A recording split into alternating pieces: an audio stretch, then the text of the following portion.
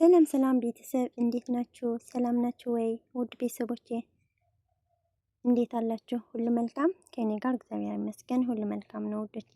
እና ከናንተስ ሁሉ ሰላም ነው? ውዶቼ ዛሬ የመጣሁት ለእናንተ ለማመሰገን ነው። እና መጀመሪያ ክብር ምስጋና ለመድኃኔዓለም እሱ ይውሰደው። ከዛ ቤተሰቦቼ ሁላችሁ በጣም ነው የማመሰግናችሁ።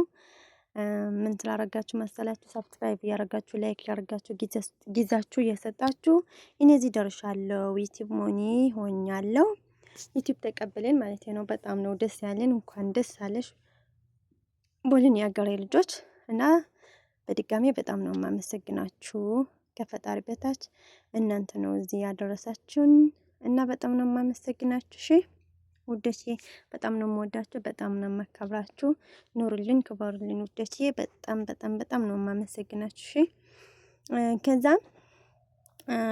የሀገሬ ልጆች አሁንም ሰብስክራይብ ያደርጋችሁ፣ ላይክ ያደርጋችሁ አበራታቱን። እሺ ውዶቼ እና አፕላይ ያደረገንን ልጅ ደግሞ ከፈለጋችሁ እህታችሁ ልንገራችሁ፣ በጣም መልካም ሰው ነው። አርማ ዩቲዩብ ፍኖት የሚል አካውንት አለው። ዩቲዩብ ይሰራል። ከዛ የፌስቡክ አካውንት ደግሞ አርማ ህይወት የሚብል አለ። በሱ ርከቡት እሺ።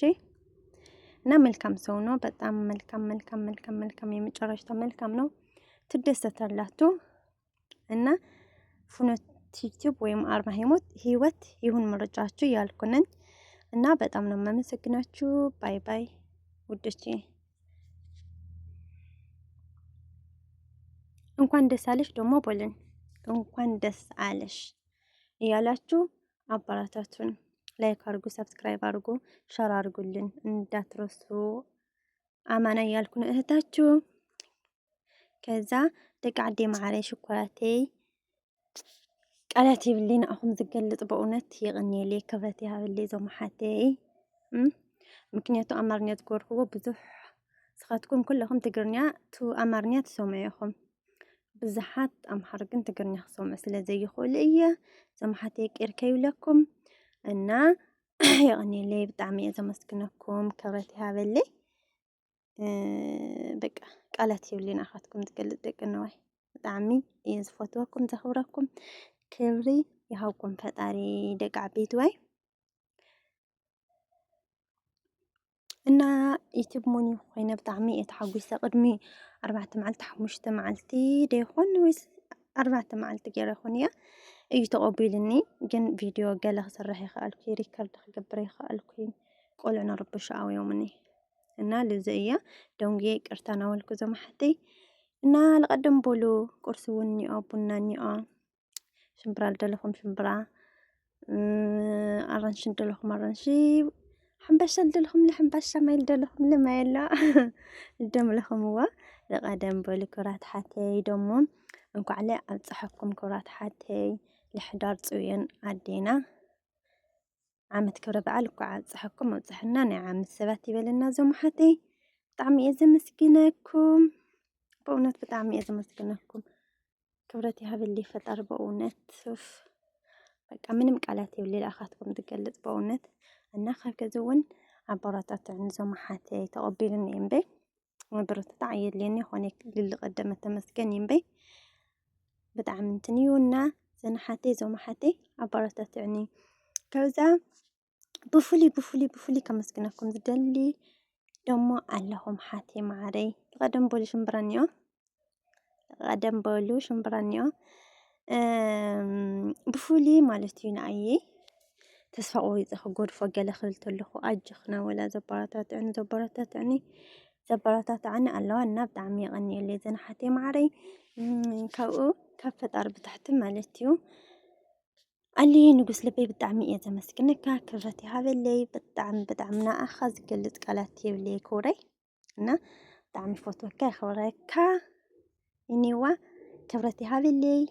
ብጣዕሚ እየ ዘመስግነካ ኣሬተይ ማዕረይ። ብጣዕሚ ብጣዕሚ እየ ዘመስግነካ ወለላይ ኣሬተይ ለ በቃ ብዙሕ ነገር ድሮ ዝረ ቃላት የብለይ እዚ ክብለካ ኣሬት ዋይ ማዕረይ። ዓስኺ ወለዲት ኣምላክ ትክፈልኪ ኣነ ምንም ቃዕሚ የብለይ ኣሬት ዋይ።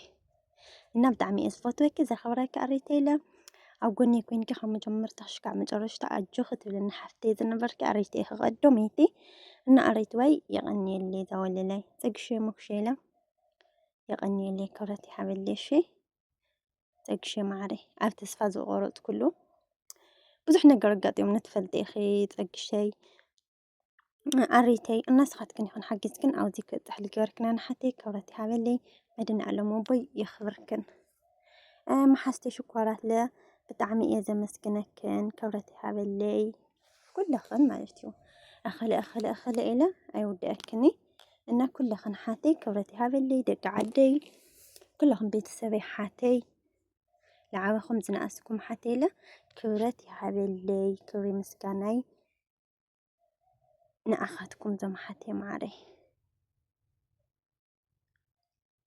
أم تحت فات عرسي شالنا تكتكم حاجة زي وزي بس حذر له دق النواي معري إنه يغني لي كلهم كورتي حبلي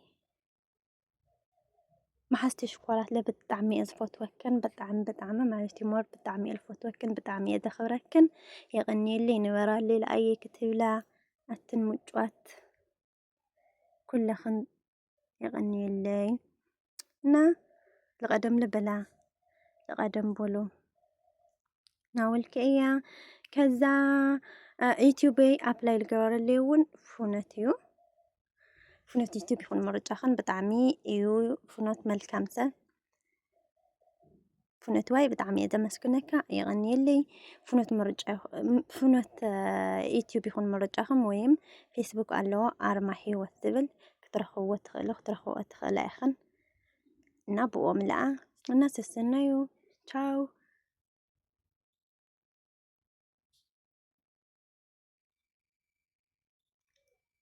تسنيو تشاو قعد أسفلك وأحق سكنا لكم سنيت منيتكم قلت لي باي دق عبيت واي